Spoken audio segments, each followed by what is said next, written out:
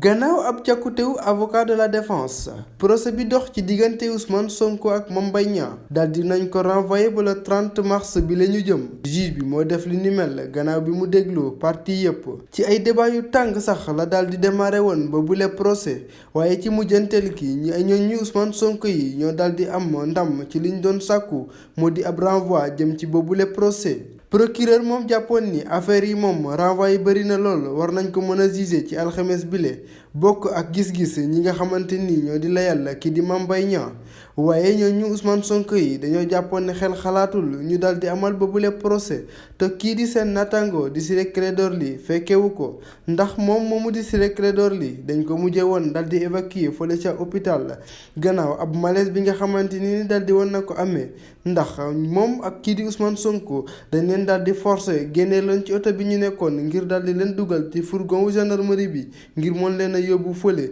ca tribunal. ñoom ñoo ñu lay jàpp ne sax ab liquide moom lañ daal di pompe seen oto bi ñu daal di ko noyyi waral ba tax seen wérgu yaram mayu leen ñu daal di mën a fekkee boobule procès.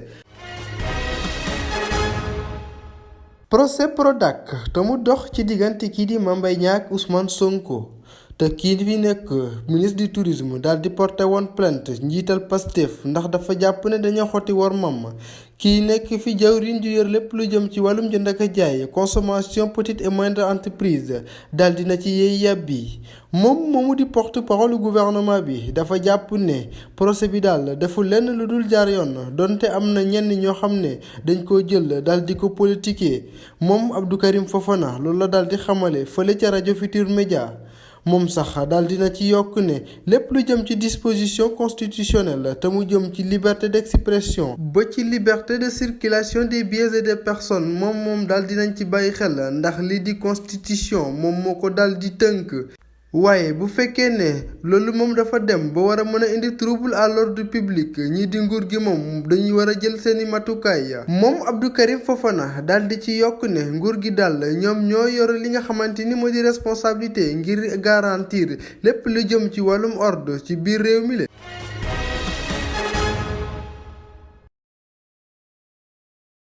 Ousmane Sonko Mame Mbaye Niang di procès bi nga xamante ne dafa daal di am tension lool. takk der yi daanaka dañuy daal di teel a xëy ci kër Ousmane Sonko mi nekk leader bu Pastef ci ndorteel bés bi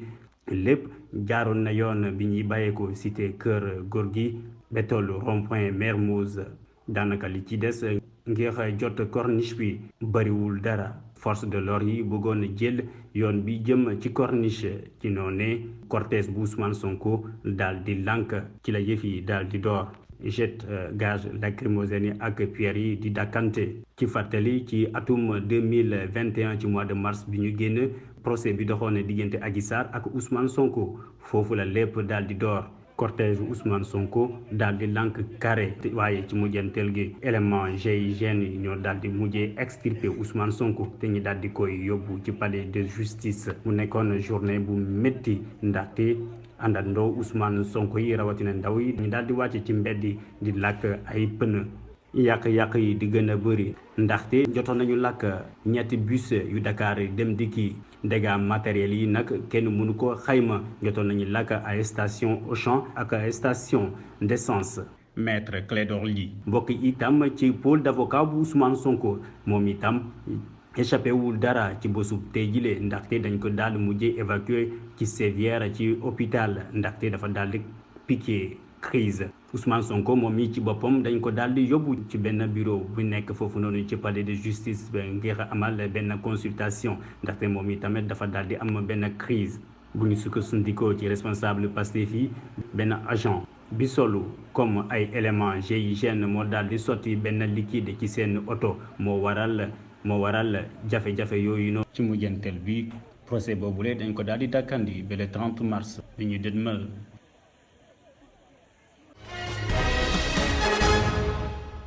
ci jamonoy tension politique ñi di woy taskatu xibaar yi moom dañ leen di daal di artu ñi ko amal ñoo di waa conseil pour l'observation des règles d'éthique et de déontologie dans les médias di waa CORED ci ab communiqué ñoom ñoo ngi ci daal di ñaawlu li nga xamante ni moo di publication ak division jëm ci wàllum xibaar te ay woy taskatu xibaar daal di ko amal te mu mën a daal li di stabilité sociale ñoom sax ñu daal di wékku ci article 57 bu code de la presse ak 10 bu charte des journalistes bu Sénégal waa CORED daal di woo seeni naataango yi ngir ñu daal di bañ lépp li nga xamante ni moo di appel la jëm ci wàllum violence discours yoo xamante ni day indi xaj ak seen ba ci ay kàddu yoo xamante ni ne waroowul wala amul benn yoon teggin na ñoom ñi di waa CORED daal di woo ngir ñooy taskatu xibaar yi daal di sàmmoo ci li ñu duppee processus de collecte de l'information di maanaam ni ñuy jotee xibaar yi ba niñ koy tasaree ci biir réew mi ñoom di waa CORED daal dinañ xamale ne dérive médiatique moom duñ ko daal di baal kenn képp koo xam ne daal di nga ko def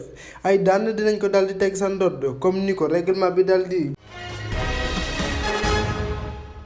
AS Douane ne woon doole lool démb gannaaw bi muy jànnoo ak ñi di waa Rwanda Energy Group ñoom ñooñu leen waa Rwanda yi sax dañoo daal di enseigner seeni ñetteelu ndam ci ñetti jongante yi ñu daal di amal gannaaw seen ndam bu njëkk bi ñu daal di amal. ci waa Warafa Falcon bu Nigéria ci score bu tollu woon ci 64-76 80-73 moom moo di seeni ñaareelu ndam biñ daal di am gannaaw bi ñuy janoo ak ñi di waa Abidjan Basket Club ñaareelu defetu représentant bu Sénégal bi lee di AS Douane moo ngi ko daal di am gannaaw bi mu ñàkkee lu tolloog 69-55 loolu tax waral ba ñoom ñi lee ñu daal di nekk ci place bu mujj bile ci conférence bu Sahara te ñu koy amal te mu daal di dambali woon li nga xamante ni moo di fukki fan ak benn ci weeru mars war a jeex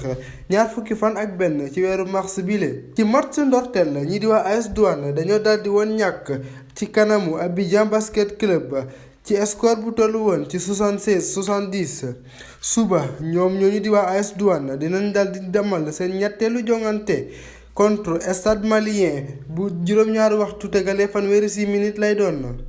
ñoom sax ñu war a enchaîner samedi bile ak waa Wara Falcon bu Niger bu juróomi waxtu jotee.